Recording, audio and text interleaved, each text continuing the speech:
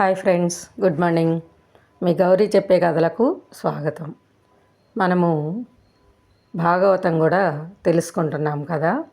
అందులో మరి భక్తి, జ్ఞాన, వైరాగ్యాలు ఈ మూడింటివి కూడా తెలుసుకుంటున్నాం. బృందావనానికి వచ్చేసరికి భక్తి యువతిగా మారిపోయింది. జ్ఞాన వైరాగ్యాలు మాత్రం ముసలివారుగానే ఉండిపోయారు. ఎందుకు ఇలా ఉండిపోయారని నారదుడిని ప్రశ్నిస్తుంది ఆవిడ. అప్పుడు నారదుడు చెప్పిన మాట విని, మరి అసలు పరీక్షిత్తు ఈ కలిని ఎందుకు స్థాపించాడు, కలి ప్రారంభమైన తర్వాత ధర్మసారం అంతా ఏమైపోయింది, ఎక్కడికి వెళ్ళిపోయింది, అసలు పరమ కరుణామయుడైన శ్రీహరి అధర్మాన్ని చూస్తూ ఎలా సహించాడు, మరి ఇవన్నీ కూడా నాకు తెలియచేయండి అని నారదుడిని ప్రశ్నించింది. ప్రశ్నిస్తే అప్పుడు నారద మహర్షి చెప్తున్నాడు, అమ్మా, నీ సందేహాన్ని కష్టాన్ని పోగొట్టే మాట చెప్తాను విను. ఎప్పుడైతే ముకుందుడైన శ్రీకృష్ణుడు భూమిని విడిచిపెట్టి తన వైకుంఠానికి వెళ్ళాడో ఆ రోజు నుండే కలి ప్రారంభమైంది. మరి పరీక్షిత్తు రాజు దిగ్విజయ యాత్ర చేస్తూ కలిపురుషుణ్ణి చూశాడు. కలిపురుషుడు అప్పుడు ఏడుస్తూ పరిగెట్టుకుంటూ వచ్చి రాజుగారి కాళ్ళు పట్టుకొని శరణు కోరుకున్నాడు. ముందు పరీక్షిత్తు వాడిని సంహరిద్దామనుకున్నాడు. తర్వాత మళ్ళీ ఇలా అనుకున్నాడు, యత్ఫలం నాస్తి తపసా నా యోగేన సమాధినా తత్ఫలం లభతే సమ్యక్ కలౌ కేశవ కీర్తినాత్. ఈ కృతయుగం, త్రేతాయుగం, ద్వాపర యుగాల్లో తపస్సుకి, యోగానికి, సమాధికి దక్కని ఫలం కలియుగంలో హరినామస్మరణకి ఒక్కటికే దక్కుతుంది అని. మరి ఒకే ఆకారంతో ఒకే చోట ఉన్న కలిపురుషుణ్ణి విభజిస్తే కానీ భూమి బాగుపడదు అని పరీక్షిత్తు ఆలోచించి, ఎందుకంటే తీర్థాలు, నదులు, దేవాలయాలు, పాఠశాలలు అన్నిటిలో కూడా సారం లేకుండా పోయింది. కలిపురుషుడు ఏకరూపంతో ఉండడం వల్ల ఇలా జరిగింది. ఇందులో వీడి తప్పు కూడా ఏమీ లేదు. ఇది యుగధర్మం. మరి ఈ కలి మాత్రం ఏం చేస్తాడు? అందువల్ల వీడిని నేను సంహరించను, కానీ విభజిస్తాను అనుకున్నట్ట పరీక్షిత్తు మహారాజు. కలిపురుషుణ్ణి పరీక్షిత్తు విభజించాట అని నారద మహర్షి ఆ కలి యొక్క కథని చెప్పాట భక్తికి. అప్పుడు భక్తి నారదుడిని స్తుతించి అడిగిందిట. అప్పుడు నారదుడు, వృధా ఖేదయసే బాలే అహో చింతాతురా కథం శ్రీకృష్ణ చరణాంభోజం స్మర దుఃఖం గమిష్యతి. ఓ బాల, భక్తి బాల, అనవసరంగా ఏడుస్తావెందుకు? శ్రీకృష్ణుడి పాదపద్మాలని స్మరించు, అప్పుడు నీ దుఃఖమంతా పోతుంది. ఆయన కౌరవుల నుండి ద్రౌపదిని రక్షించాడు, గోపికల్ని కాపాడాడు. ఓ భక్తి, నువ్వంటే ఆయనకు చాలా ఇష్టమమ్మా. నువ్వు పిలిస్తే ఖచ్చితంగా వస్తారు. కృతయుగం, త్రేతాయుగం, ద్వాపర యుగాల్లో జ్ఞాన వైరాగ్యాలు ముక్తిని సాధించి పెట్టేవిగా ఉండేవి. కలౌతు కేవల భక్తి బ్రహ్మ సాయుజ్యకారిణి. కలిలో బ్రహ్మ సాయుధ్యాన్ని ఒక భక్తి మాత్రమే ఇవ్వగలదు అని సంకల్పించి భగవంతుడు నిన్ను సృష్టించాడు. ఆయన భక్తులను పోషించే బాధ్యతను కూడా నీకే ఇచ్చాడు. అందుకు నువ్వు అంగీకరించావు. ముక్తిని నీకు దాసీగా చేశాడు, జ్ఞాన వైరాగ్యాల్ని పుత్రులుగా ఇచ్చాడు. మరి నీ అసలైన రూపం వైకుంఠంలో ఉంది. ఇది నీ ఛాయారూపం. ద్వాపరం వద్దకు వెళ్ళి నువ్వు ఆనందంగా ఉన్నావు. కలిలో ముక్తి క్షీణించిపోయింది, వైకుంఠానికి వెళ్ళిపోయింది. మళ్ళీ నువ్వు తలిస్తేనే ముక్తి కిందకు దిగి వస్తుంది. జ్ఞాన వైరాగ్యాల్ని నువ్వు నీ పిల్లలుగా ఇన్నాళ్ళు కాపాడుతూ వస్తున్నావు కదా. మరి కలిజనం వీళ్ళని ఉపేక్షించారు. అందువల్ల వీరు ఇద్దరు కూడా వృద్ధులైపోయారు. అయినా నువ్వేం బాధపడకు. కలితో సమానమైన మరొక యుగం లేదని తెలుసుకో. నిన్ను నేను ఏం చేస్తానంటే ఈ కలియుగంలో ఇంటింటా స్థాపిస్తా.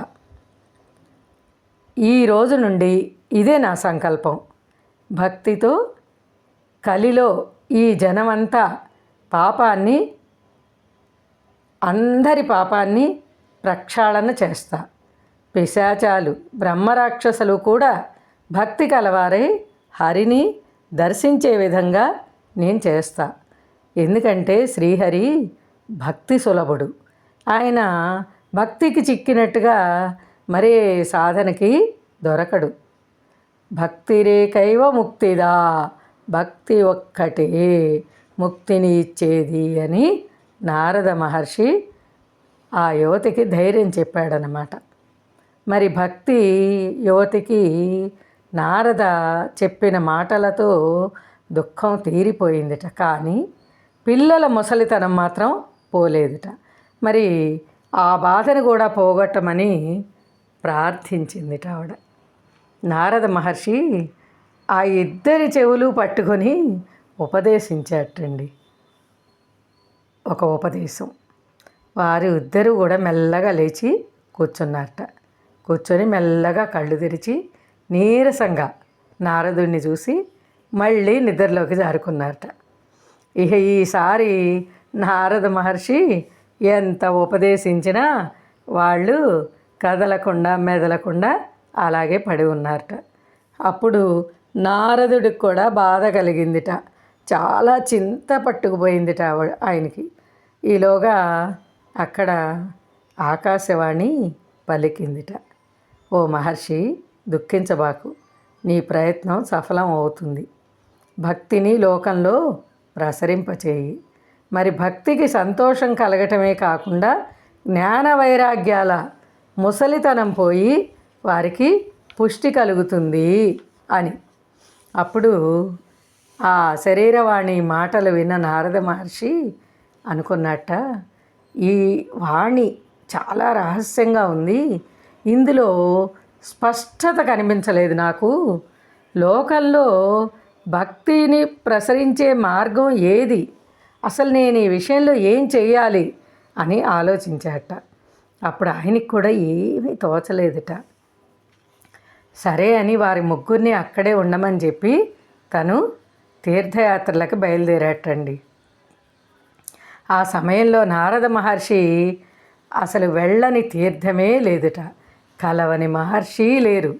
అందరూ కూడా భక్తి జ్ఞాన వైరాగ్యాల గురించి నారద మహర్షి నుండి కథలు వింటున్నట్టుగా వింటున్నారే తప్ప ఎవ్వరికి ఏం చేయాలో కూడా తోచట్లేదుట. ఎవ్వరూ సమాధానం చెప్పలేకపోతున్నారట. కొందరైతే భక్తి భూమి అంతా వ్యాపించటం సాధ్యం కాని పని అని తేల్చి చెప్పేశారట. కొందరైతే మౌనంగా ఉండిపోయారట. కొందరేమో ఆశ్చర్యంగా వింటూ ఉన్నారట. కొందరైతేనేమో ఎగతాళి చేశారట. మరి ఏదైతే వేదాంతాలతో కూడా తెలిసేది కాదో, ఏదైతే నారదుడికి కూడా తెలియలేదో అది ఇంకెవరికి తెలుస్తుంది? భక్తి ప్రచార విషయంలో ఉపాయం దొరకక చింతాక్రాంతుడై బాధతో నారద మహర్షి మెల్లగా బదరీవనానికి చేరుకున్నట్టండి. నేను ఇక్కడే తపస్సు చేస్తా అని నిశ్చయించుకున్నట్ట ఆయన. అలా తపస్సు చేస్తున్న ఆయనకి ఒకరోజు సనకాది మహర్షుల దర్శనం అయిందిట.